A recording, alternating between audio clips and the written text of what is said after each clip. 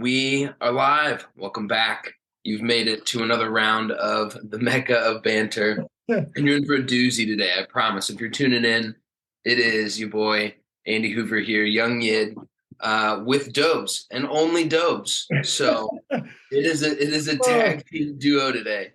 How we doing? oh, what's going on, man? It's great to see you. There's two footy heads on here that still wanted to join today. A bunch of the fellas. We're in the middle of summer, so there's some excuses, some good ones, some bad ones. But regardless, we're still here. I'm gonna dive in, talking footy today. Yeah, I mean, someone was gonna do this. We talked like if I was gonna sit here on a Zoom call solo, I would have done it. And to be honest, it probably would have been a banger of an episode. So yeah, what's up? Butch had practice, a couple guys on vacation, a couple guys I'm MIA, Nate's buying a car, Prius, I think he said specifically. Um, so yeah, a couple of the other guys couldn't make it, but we'll keep the Tuesday pods rolling straight into some Leagues Cup action, which is a weird leagues cup. I guess that makes sense. Um, but yeah, no, we St. Louis took on Columbus last night, and it wasn't great. It wasn't a great watch. We waited 4.5 hours through some rain delays. It's tough. That was tough. I saw a lot of folks on Twitter that went to the game. City Fan Van, I think I saw those guys had their return time ETA at 6:45 this morning. So, quite the adventure. But yeah, we lost 2-1. Really, really, really uninspiring. You said you watched a majority of it till late night. So, chip in there. I won't lie. I made it to halftime, but truthfully, I think from everything I've seen in terms of highlights, like yes, I missed the goal, but first half was kind of the tail of the game to where we just came out. And yes, there is obviously give some excuse. This is like the league's first experiment with this, like the league's cup sort of thing going on.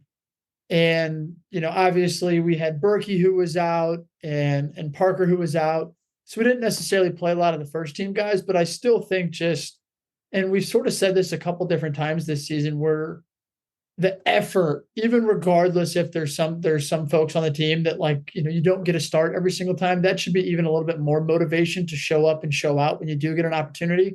And we simply didn't see that. There's sort of the few key people that we continuously say it about. Like I love Miggy. He was just sort of a step off it in the first half.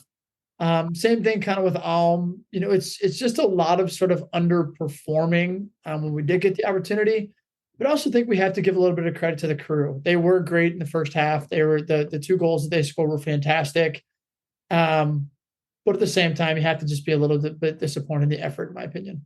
Yeah, definitely the effort. And, we've said it too, and I know Hen said it, that the MLS game just is pretty big for Miggy right now, to be honest. And there's absolutely no reason where he, can't have a potential in the future as a rising player. But right now, it just looks like it gets by him really quickly.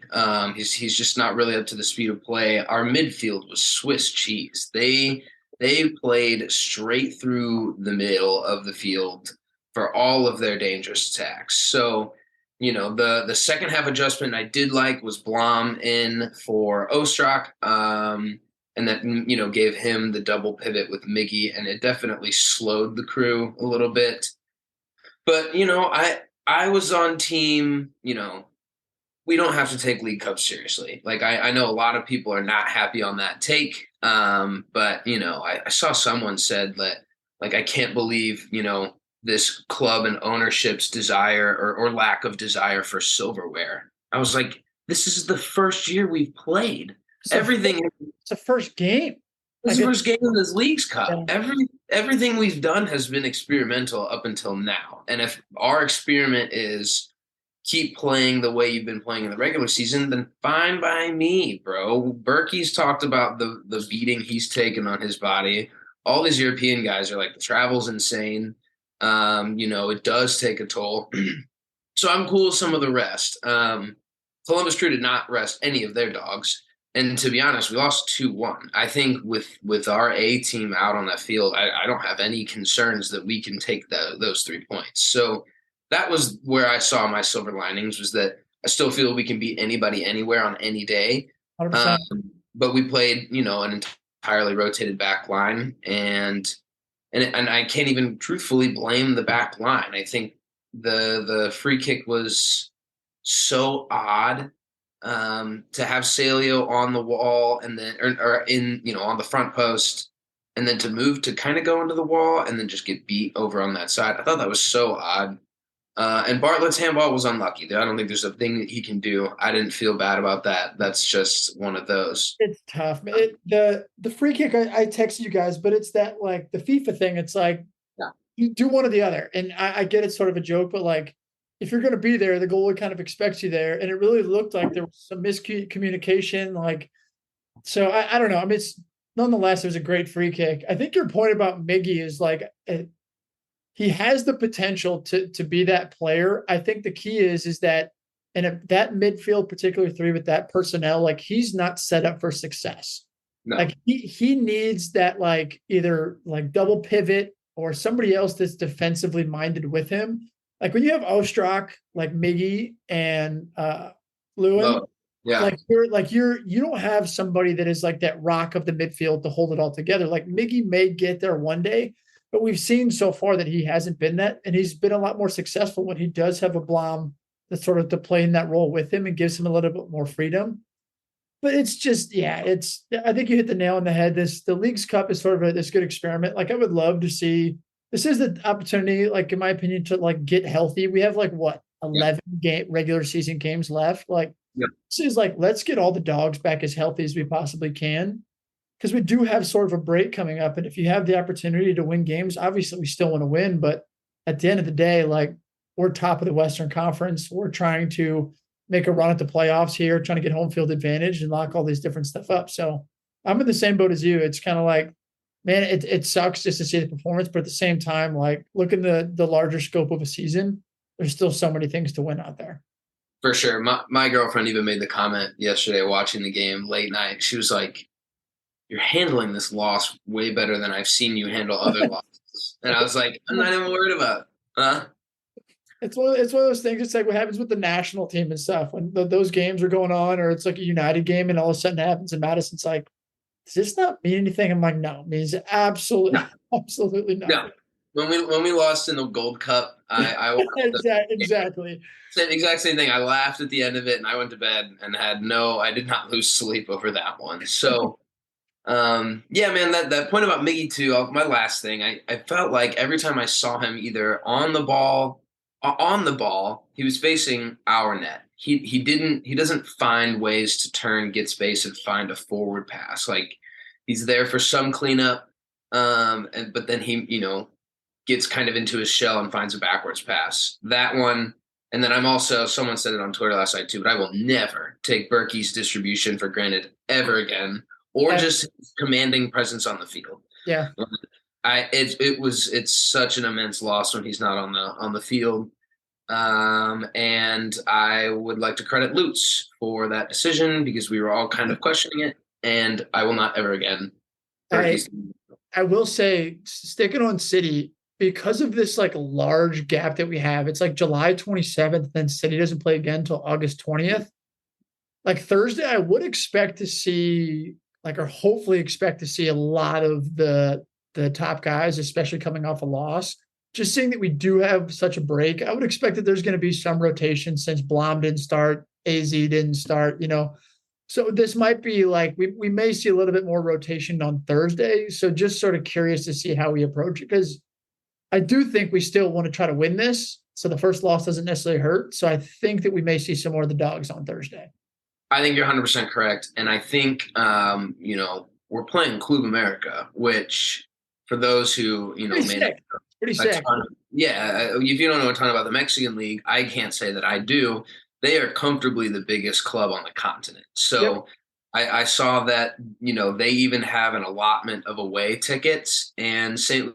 Louis and City Park actually took my real normal season ticket section and kept it empty for a space between the away fans and the home fans. And that is freaking sweet to me. That is so European and so diehard that I love that. But yeah, I expect a strong lineup for that one. Everyone's got a break after, and hopefully we can find a way to go to the next round. But keeping on the topic of Leagues Cup, it's been entertaining, to be truthful. I've watched a decent amount of it. Anytime there's midweek footy on, I'm all about it. We did get to watch the introduction to greatness on Friday, and that was Lionel Messi coming into a just miserable Inter Miami squad Horrible.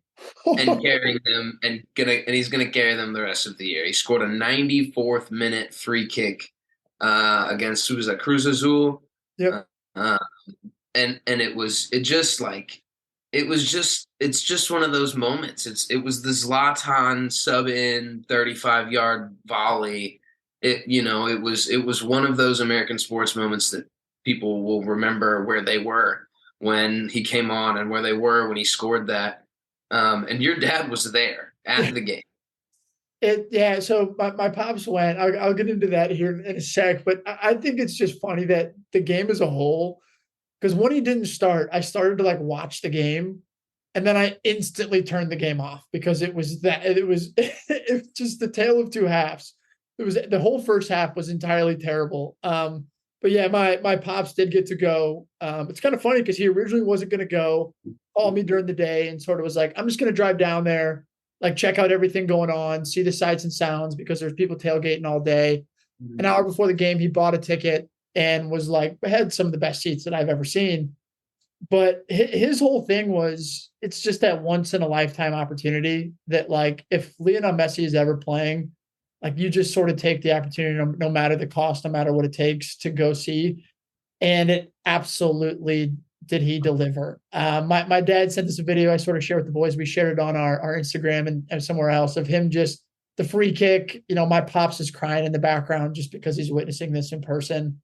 So very, very cool, very special moment, very jealous that he got to see that. But I think we just sort of saw like the beginning of what Messi's going to do for this league. Like we had LeBron James, Serena Williams, Kim Kardashian, David Beckham, all of these people sitting there like phones out, cameras out, taking pictures of this guy just coming onto the field. And not only that, right when he came on the field, the first time he touched the ball, it was like a couple 1-2 through ball, like slips a guy in between, just like the level instantly raised. But then to do the 94th minute free kick, and I sat there, I was like, he's scoring. Like he's scoring. And yeah. he buried it. It's just, to me, it's that sort of moment in like American soccer that like, this isn't just a David Beckham. This isn't a Zlatan. This is a whole other level of just like special talent. And it's very cool just to see the reaction that it's gotten. But it's one of those things where as football fans who have followed him for so long, it's like, it's a Thursday for Messi, Yeah, literally. I mean, I completely agree about the first half, second half thing because he and Busquets came on in like the fourth minute. Unbelievable. And it was like it wasn't a slight pickup in quality. It was a dramatic increase in ability to find him and find spaces. Like it made me laugh out loud a couple of times that he slid in players so well. So like in things like ways that they hadn't found space the entire game. He was finding these passes and they were just bundling the chances. Like Josef Martinez to DeAndre Yedlin from a Messi slugger pass. Like that just doesn't the math doesn't math there. But with and this can kind of take us into our next part too, but Busquets is there. That already impressive. Jordi Alba's coming. I've seen that he's about to be announced at least some point soon. The rumors are that Suarez is about to pay his Grêmio Brazilian club his wages back just to Miami leave. just got approved. And again, this is my lack of MLS knowledge, but whatever that like international roster spot, I guess you're only allowed to have some. It just got approved to have one more. Yeah. So it looks like Suarez is going to be the next of the boys getting back together. And I saw a rumor today of Sergio Ramos. Like that was not even 10 minutes before we started this recording. But Yeah, the what they're doing, and I'm sure some of them are on some sweetheart deals to a certain degree, but I'm sure, everyone's getting paid to another degree, whether or not it be, official or not official. It's going to be dramatic the end of the season with that squad and, the place that they're in. I think they could win this tournament. I think they could definitely make playoffs. Like I've seen the light. I saw the greatness. He did it. He's going to continue to do it. There's the only way is up. I think the overarching like thing here is that like all of the like European accounts and like because we support European clubs, like all of them have never once have I ever seen them comment, talk about, think about the MLS like Yeah. ever. And I think the overarching thing is now all of these eyeballs, like whether they want to or not, are on the MLS because no matter what, if you like football, you're going to watch Messi. Yeah. And I think just the overreaction of the entire world, just the fact that he did that was unbelievable. But I'm with you. I think that I've been saying it. Like I think he's just that much of a difference maker that if Miami can figure out their back four and how not to concede, they're going to score goals. Like Yeah. they're going to score goals. So that I think they definitely can make a run. But if you add Suarez and you add Jordi Alba and Busquets, it's like, and then there's rumors that like Iniesta is another one that's a potentially Oh even yeah. I forgot. like he's another one. So I think with those kind of players, like age is just a number. It doesn't matter. Like they will show up and show out. And Class, yeah, class has been permanent, and we've seen older guys come to the league and have success in the past. I think it's less and less likely that that happens, and we are definitely shifting away a little bit from the retirement league allegations. Not necessarily completely, but yeah, and even so, like you said about watching MLS, we with the Arsenal, All-Star game and some of these other, I think there's been more of a focus on the European side of things to MLS that I've seen ever before. yeah, Like they'll chime in and talk about how goofy the MLS All-Star situation is, and I agree that it kind of is. Um, it's you know, hilarious. like we should probably set up an all-star game that doesn't that I saw someone say that highlights the players instead of embarrasses them. But it's not, you don't want to be losing to Arsenal's glorified B team Yeah. 5-0 like they did. But yeah, do you want to hop in on that? I know that Arsenal and United played a quick friendly, gosh, yesterday or day before that. I did not Yeah, watch. we're in full like we're in like full like preseason tour swing where we're kind of Yeah. getting back to like there are some footy games every single day. Obviously, we had the Arsenal dismantling of the MLS All Stars, which truthfully, it's again just different level. Uh, They played a strong lineup. To be yeah, totally fair, oh, they yeah. brought 0 kids. They played a really strong lineup. Yeah, and we got to see the debut of Declan Rice, which again we just could see his quality. But we ended up last week. United actually played Arsenal preseason friendly. United won 2-0. Surprisingly, Arsenal both teams actually played a pretty strong squads, and I actually think it's sort of getting to that point where like you almost have to like it's almost crazy that we're like 3 weeks away from the Premier League to where now these teams are starting to try to round in the form. I think Arsenal played everybody but like Zinchenko, and there was one midfielder I think that would have been different, but they played their strong squad. And United, I think the one positive that I'm going to take from the game is Kobe Manu. He's this young, coming up from the youth ranks, center midfielder. He wears number 47. He's a player that I know Hen and I have been so high on for so long. But he's just this kid that for such a young age, he demands the ball. He can drop back as a six. He can break passes in between lines. He can make tackles. He's not afraid to like mix it up. And he was playing against a Kai Havertz, Odegaard, and Declan Rice midfield. Like he wasn't like he was playing against some scrubs. He was playing against what people are saying is going to be one of the best midfields in the league, and he held his own. So I'm extremely just like it's very tough to read into preseason.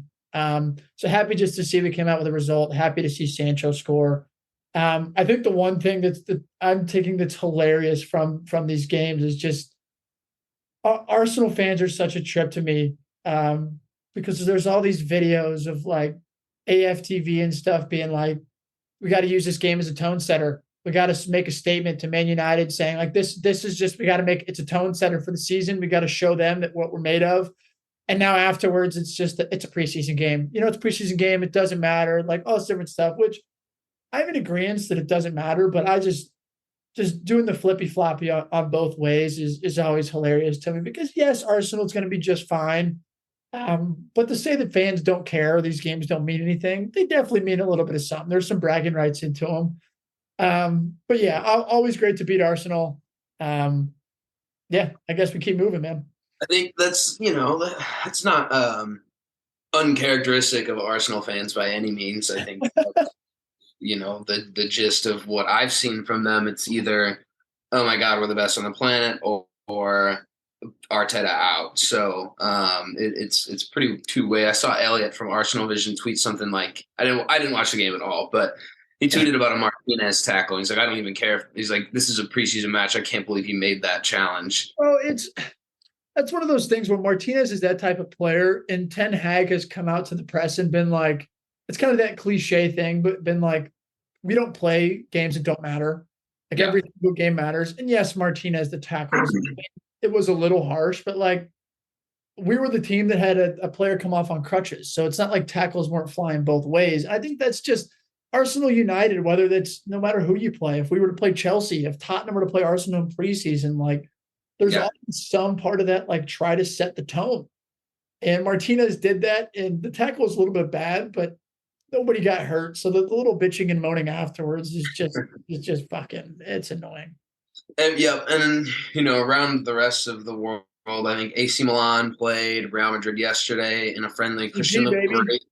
Christian looked great. Assist off the rip first half, which he's taking corners.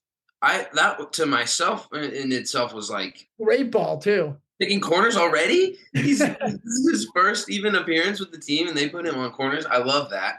I didn't watch the rest of that. I switched over to St. Louis, but Valverde had a couple, I think. Let's see. Chelsea beat Wrexham 5-0. Chelsea beat Wrexham, and then who did they play? They just played somebody else. I forget who it was. I watched part of the game too because Mudryk scored that goal. Oh, shoot. Who did they play? Yeah. I forget. I'll look it up real quick. It was Brighton. They won 4-3. But these games, I'm so curious because I'm almost glad that not everybody else is here because I think that Chelsea has taken the least step forward out of anybody in terms of like off-season additions. And so I'm so curious, like your take on where you think, like right now, currently, because I was thinking about this earlier, like where currently do you think that they would finish based off of the signings they've made? I think a lot of what they had to do was ship guys out. So I'm sure that to a certain degree, they have a lot of the players and guys like Nkunku's in this year and, some of the guys that we may have forgotten about. I think with Pochettino in the squad that they already had, which to be honest, yeah, you're a Poch guy too. There was some, I have no issue saying that they're going to be fine. Do I think and or want them to do well? No. Are they going to finish above 12th? Yes. Top 4 is going to be a stretch, dude. There are 5 or 6 clubs that have easily good enough squads to be top 4, if not more than that. So I just keep looking like Spurs. If Kane does stay, 100% got better. Like we haven't talked about Villa at all, who's moving like a fucking big top 6 club. Liverpool's got better. United's got better. Arsenal's got even better. Like City right now is about the same as they were last year, but we know how good that is. Like all of these teams seem like they're continuing to like make moves, and Chelsea is sort of in this like let's get guys out, and they're still waiting on Casado, so they may make some moves, but like current state, it's still not looking like it's going to be much of a step forward for them. No, and that midfield's the issue. So like now, it was West Ham just literally right now. West Ham Fabrizio put in a bid for Conor Gallagher, 40 million. 40? Gee, okay. So yeah, Conor Gallagher's out. That leaves there in the middle. So I guess let's just roll into some transfers. We've got random stories from across the globe. I guess we start. We posted on the Instagram, popped a question, so I thought ask the viewers for some assistance today since we're going to be light on dudes. Dylan Lee threw out the question, and I guess we'll start with just the details around the most recent offer to Kylian Mbappe from Al Hilal in the Saudi League. And Dylan kind of more or less phrased, what's his legacy with this transfer? Does he take the transfer? Should he take the transfer? And is he, one of those top 3 to 5 players in the world, even after he leaves to maybe go to the Saudi League or when he comes back? So, you got the details up on that one? Yeah, so this is just like the breakdown of like what they're offering Mbappe to join. So it's a 1 season contract. The total in this is all converted to dollars. It's $776 million for 1 season, which translates to 64 million a month, which then translates to 4.7 a week, which then translates to $2.1 million a day, 88,000 an hour, and $24 per second. And a $330 million transfer fee to people. That's what they've offered PSG. So I mean, what a question from Dale. Of course, it dropped today, but like we were talking about this a little before we hopped on. I think the issue with here is like, what choice does Mbappe have? Because I think in terms of his legacy, I think Mbappe's young enough to where if he were to go for a year, I still think he has the ability to come back, win everything he could possibly want to win, still be considered one of the best players of all time, still be one of the best players in the world. He'll get all that hate for taking the money, but I think the biggest issue is like, what else is he supposed to do? What is he supposed to do? PSG is essentially sort of holding them hostage, saying either sign this contract that we offered you, or like don't play, or go to Saudi Arabia.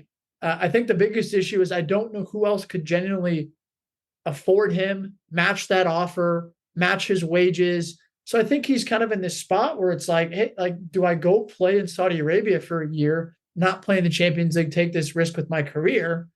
Or do I just sit on the bench and not take any money and try to leave for free, which I think PSG won't allow it to happen. So like I generally don't see any way that he doesn't take that offer. I mean, I don't know what your thoughts are, but like I think personally, if I'm him, I take it, go for a year, become a billionaire, come back, still be one of the best players in the world, still make it right into France's first team, like, and then join Real Madrid for free and join your dream club. Like, yeah, what is he, 24? I think so, something like that. Yeah, I have a hard time seeing why he wouldn't. I understand, and I understand a lot of the guys that don't go to Saudi, like Sonny and whoever. It's not about the money, and I don't think it's necessarily about the money for him either. He's going to be fine. He knows he's going to be fine.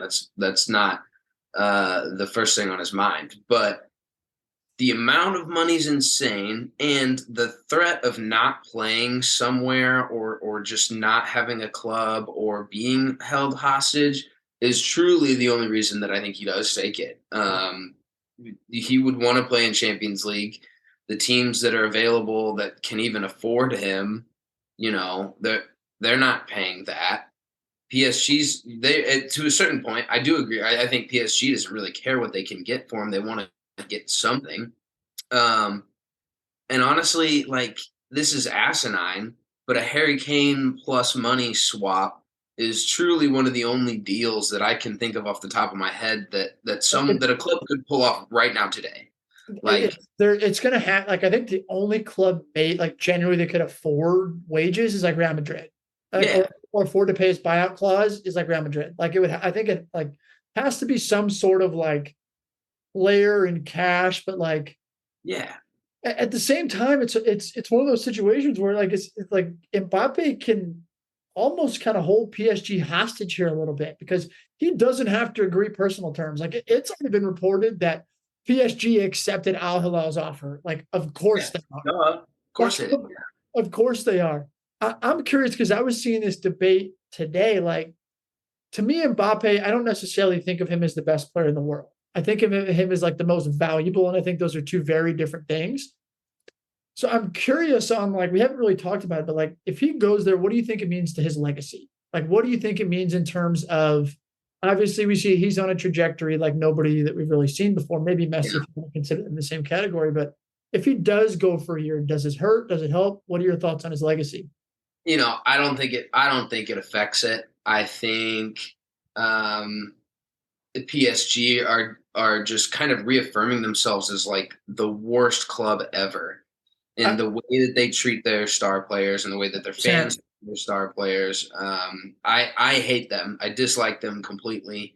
So I could see his side of things. I think a lot of the issue or a lot of the Saudi deals are like he didn't have to do this, or he's only doing it for the money, or I think Killian has the most realistic argument to be like, yo, I have to go do this right now because of a million factors, but the number one factor is that PSG is a toxic waste, and I don't want to be here. So I don't think it truly affects his legacy. I don't think we look at it like oh my god, an oil money grubbing another one of these guys trying to set up financially for life. No, I don't see that. I think he wants to go anywhere that will be competitive and can pay him good money.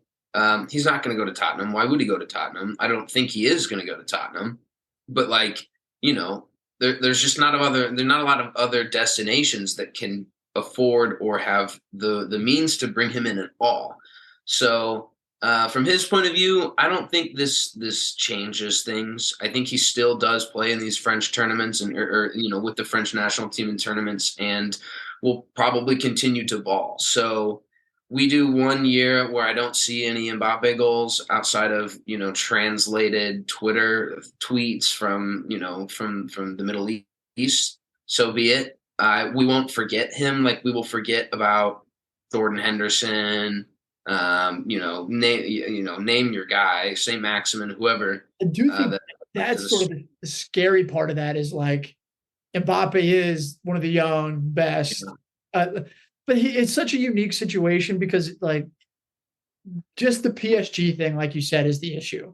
Like it's become 100%. a place where like I feel like footballers go now that like are kind of like towards the end of their career, it kind of seems like, or not towards the end of their career, but like realize they're going to win a league title, realize they're going to get paid a lot of money, they're going to live in Paris, like to where it makes it a little bit more scary if we start sort of see the other guys that are his age get offered that same type of money. Like, what will they do?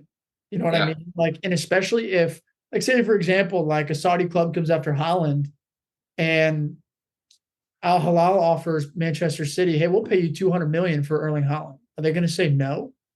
yeah, Like, is Holland gonna say no to go over there for that much money? Like, I think that's the double edged sword here, where like, yes, we'll see in the older players that aren't as much of a threat, like you kind of named them all, but like I think the bigger case is like, what does this mean for like younger players? Because there are people that like are we've seen it everywhere, as you should be. They've used their talents to make a lot of money, and that's all they care about. yeah. And I think that's the scary part is if we do get to where we get the younger players that are on the rise going to join, but that remains to be seen. Yeah, I mean, you see, like you kind of understand that the deal that Saudi Arabia, that Al Hilal are offering him in the first place, is accepting of the fact that he won't stay. But I'm sure that there's some degree in their minds that like, hey, if we get 365 days with this guy, there's a world where we can convince him. Well, Or it's gonna be the lifestyles of like above whatever is above the rich and famous, and then above that level, like that's what he's going to be receiving for like everything, hotels, plane rides, like nothing he's stuff that he's probably seen before, but not from the football club that he's like, currently no, employed by. So no. So yeah, you're totally right. I am. It makes me nervous for sure. I have a hard time seeing him being, getting stuck in Saudi Arabia by any means. Um, but yeah, it definitely could just set up for a not super cool future with the Saudi Arabian League. And you said it a long time ago, and I keep bringing it up. We're never going to get away from a world where these guys aren't involved anymore. oh, Like that's it's over. It's over. There's no competition. We've got like El Ryan and the Qatari league picking off MLS players. Like that, we're just gonna have to deal with that now for forever. Um, sucks, to be It's honest. yeah, it sucks, but at the same time, like I think that's one of those things. Is what is that saying? It's like adapt or die. It's like it's Yeah, it's literally. it's just what clubs are going to have to start doing. I mean, Yeah. this could be a whole different conversation. I think then you get into like TV rights. Does Saudi want to be part of the Champions League? Do they, you know what I mean? Do they like? I think that's the money talk. So I think it's one of those things we just have to accept it's here to stay, and like can't really be surprised by too much more that happens. You know. No, I only hope that the FA and all the other governing organizations can figure out their own way to actually govern it. But you're right; it's adapt or die at this point. We saw with the PGA. Right. PGA is having to adapt. Like that. That just is what it is with Live Golf. Um, Other transfer roundup. Looks like you guys submitted a bid for your kid, Hyoland. What's up with that? Yeah, no. So there's rumors that a bid has gone in. I've sort of been following Twitter all day today. Rumors of bids going in.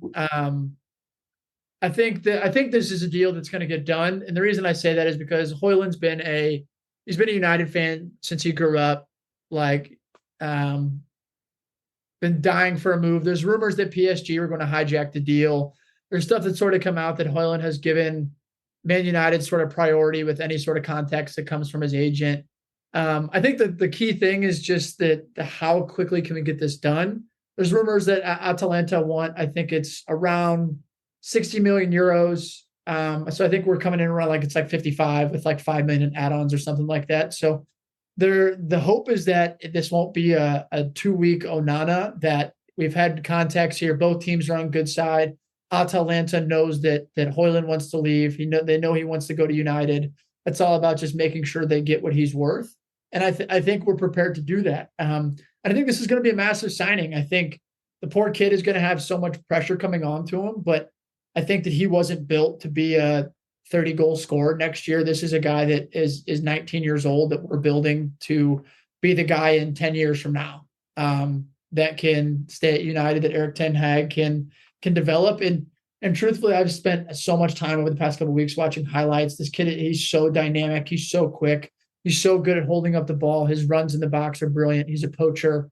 But he's got to clean up his feet. His 1 and 2 touch, his ability to take guys on. He's just raw. And so I think that's one of the things we'll have to get through. But if we do get this over the line, I think it's going to be a fantastic signing. I just hope that United fans don't put too much pressure on him. And I think the issue is that our only other option is Anthony Martial, who can't stay healthy. So he might have to have a lot of pressure on him in the first season. So I just hope he's up for it. Yeah, that's definitely what I was going to say. Because United fans don't ever overreact either. They're never the types of guys to put pressure on players. Couldn't be no. But yeah, you're like you said, raw, young, do what you can to keep him, fit and keep going. But that's not necessarily the starting nine that I'm sure you guys all had in mind at the beginning of the year. But young talent, We'll take it. yeah, I'd rather us be the club that goes after young talent than overpays for older. I yeah, mean, Harry Kane's the exception. I'd still love for us to make a bid for him, but I don't think it's going to happen. But I'd rather us sign somebody young than overpay than pay 130 million for Osherman. Like, especially with like just our financial situation, like this move makes the most sense. And for once, it's actually somewhat of a smart footballing move as well. yeah. The Spurs side of things is pretty bleak as usual on a week to week basis. Um, I'm seeing that Harry Kane is prepping his time at Spurs to end. We do need to throw some jabs at that German reporter. I Uh, was going to bring that up. Fuck that yeah, guy. fuck that guy. There was a German reporter that flew to Thailand. I don't even know what publication, but he flew to Thailand with the intention of sitting in a press conference with Ange Postecoglou, and he essentially was just baiting Ange to say something about Harry Kane. And he said more along the lines of like, "Well, we over in Munich are very excited for his arrival. I think this looks pretty good, don't you?" And it was a Bayern jersey with Kane on the back, number 9. And he sat up there and he's like, "Did you get a good laugh out of that, mate?" He's like, "You enjoy that one?" Like, I can't no believe way. that it's You flew a long way to come here for that. I hope you enjoyed it. And he said, yeah. I was like, yeah, I did. It's like, great. Thanks. So glad you're here.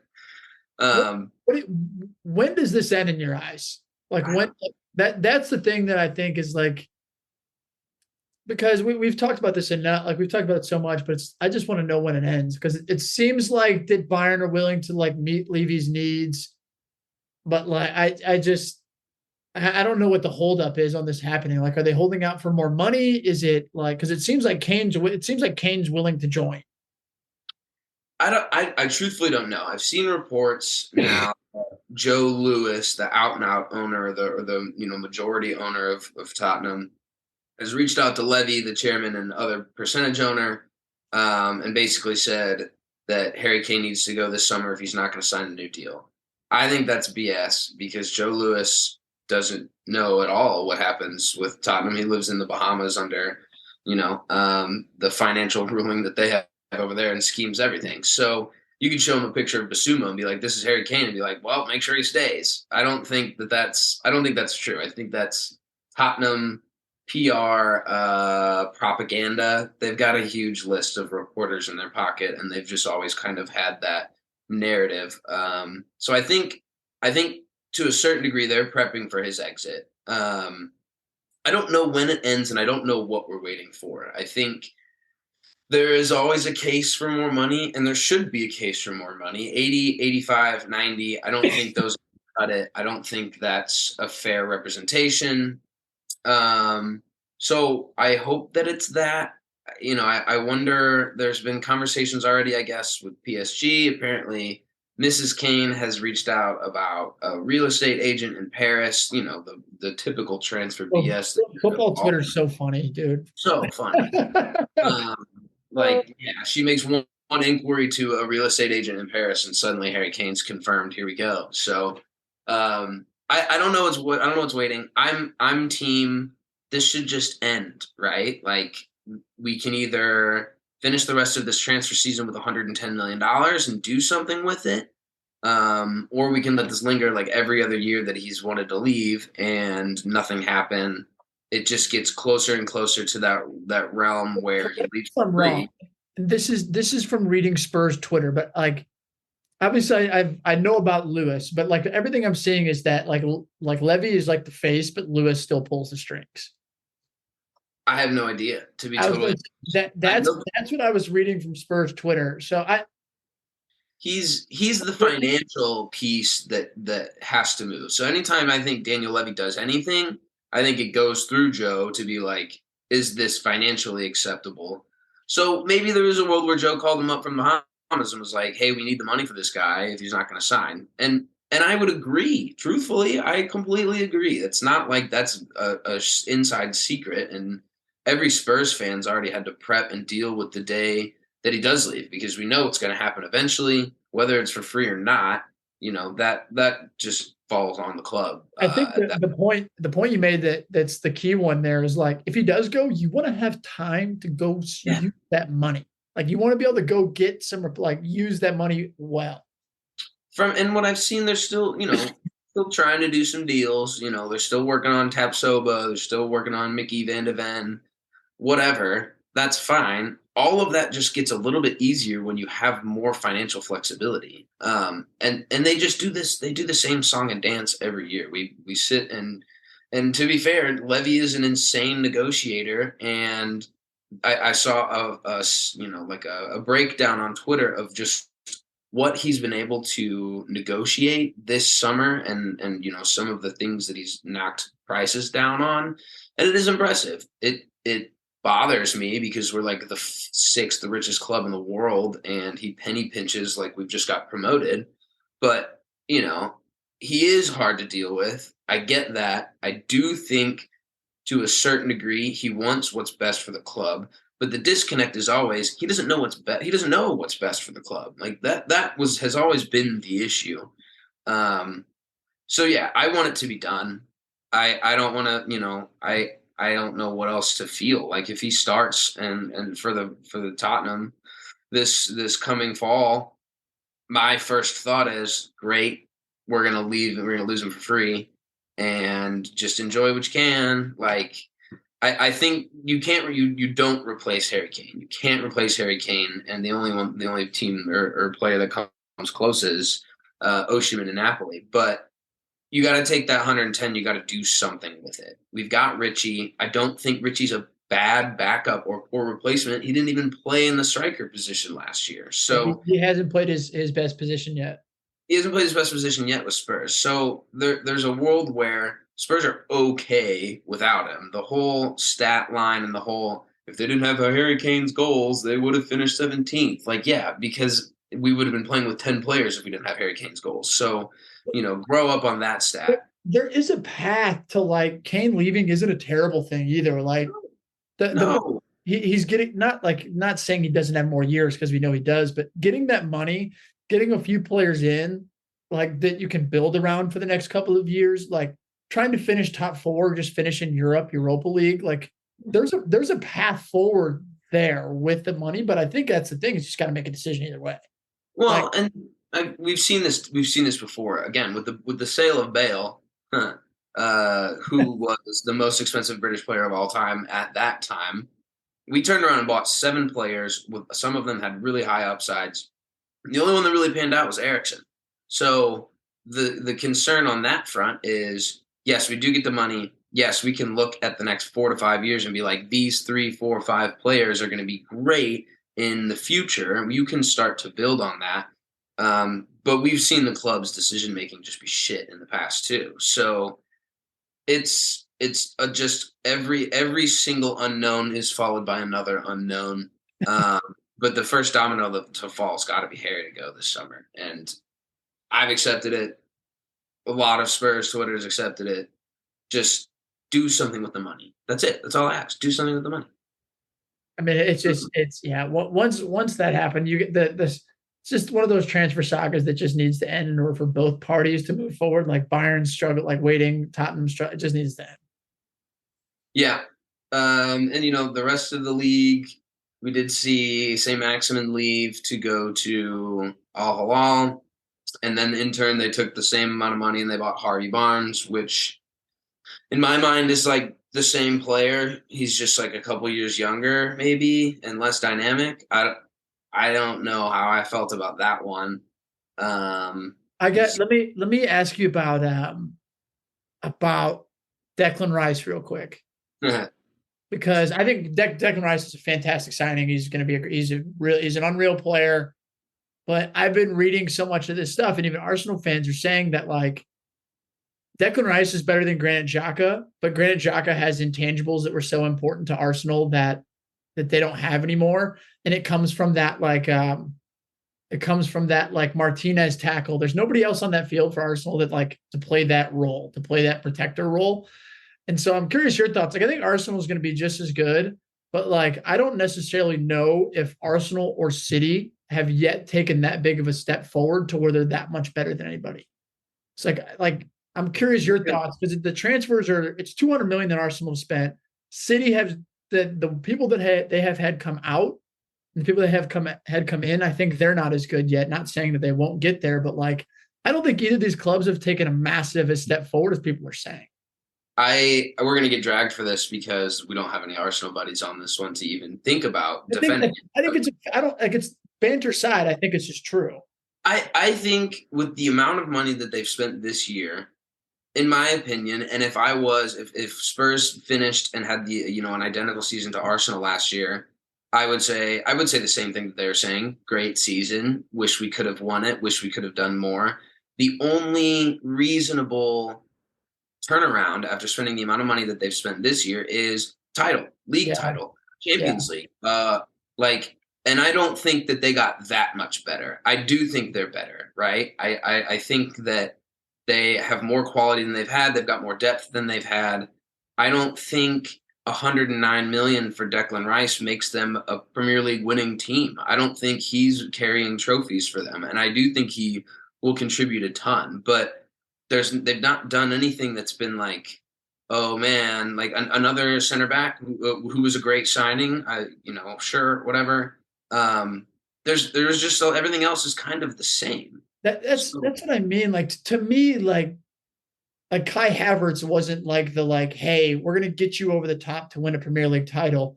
And maybe Kai does come great. But like what I always do is like when a signing happens, even when United signs somebody, it's just become habit over the last decade to like compare that signing to City squad. Like if Yeah, you don't have players that I genuinely think can get into City's team, like that's the standard. Like for me, Onana is like that level. yeah. Like Kai Havertz, I don't think is that level. Like Declan Rice, I think is that level of player where he can take you over the top. But I don't think from what they've lost and what they've gained, I don't think it takes them past City, which I think is still the standard. Blueprint. The city has to be the blueprint. Like there's no other team that you're really fighting against that you're going to fight against for the title. Like everyone else can have a great season and still not be within 6 points towards the end of the year. Like that just has to be the blueprint. And every time you look at or you can compare the entire squad and that City combined Arsenal 11 still City dominant. Yeah. Like there's just Yeah. no way around them, and to spend the money that you've spent, your objective has to be the top. It has to be the top. It has to be Champions League. It has to be FA Cup. Like from a Kroenke perspective, if they don't do something legitimate this year, they're going to get stifled again. The guy only cares as much when he has a chance to maybe fund a championship. And if They you're not going to do it, have momentum. They have momentum, and I think you've alluded to a great point that I think that Arsenal fans aren't prepared to deal with, and maybe they are, but like last year they kind of got away with like they weren't expected to do what they did, but then they yeah, did it. true. This year they're expected to do it, and And anything but that is like a failure. So I think that's one of the things that Arsenal fans are going to have to live with this year. That like obviously I want to be in that position to where I think we should. yeah, United's not quite there yet, but like Arsenal's expected to perform. They're expected to win things. They're expected to perform. They now, on paper, which I think it's unbelievable, have the most valuable squad in the world. there's a Um, lot of young guys, to be fair. which is outrageous. So, I mean, yeah, like that's. I do think City's interesting, but like City, I don't think City's taken. They're just City, but like if they end up like Mahrez is gone, if they do end up losing Kyle Walker, like there is some room for like downfall there. But then again, it's just like Pep Guardiola, like some youth player will come out of Yeah. blue and they'll Oh my figure. God, they're gonna pull a Rico Lewis, another one of Yeah, him. Rico Be like, Lewis will oh, become the we've next. had him the entire time. We didn't need a replacement, huh? Like jokes on you. No, no, and the last Arsenal thing too is like they don't love the Cronkies. Like from everything that I've seen, they don't love the Cronkies. They've not been great to them in years past, but now to see them get this just fat allowance to bolster a squad to what I would have to assume is the goal to win things. If they don't, I think that they may not be prepared for another couple of years of not being funded again. Like the guy truthfully, and we've seen it. We have more of a world to talk about this as St. Louis Rams fans than anybody. We have seen it. If the guy loses interest, you're screwed. It's over. He Yeah, doesn't you care. got to let him strike while it's hot, right? Yeah, you have to because he does it with all these other teams with the Rapids with or not the Rapids with the Nuggets. Like he will fund these teams and then they find a coach and have some systematic positive working going, and then he'll really fund it and then they'll win a championship and then he'll forget about it. Like Look at the Rams. yeah, that's literally what they did. They went to Los Angeles, sucked. They funded a Super Bowl, and then it was over. And now they're going to be miserable again. Like it's just a vicious Cronky cycle that I don't know if Arsenal fans are prepared to talk about or have the knowledge to even know about it. But that it's title or bust for I was that. literally getting ready to say I'm very prepared for title events for them this year. It's got to be. And when they don't, I'm going to drink their tears like I do every year, and it is going to be good.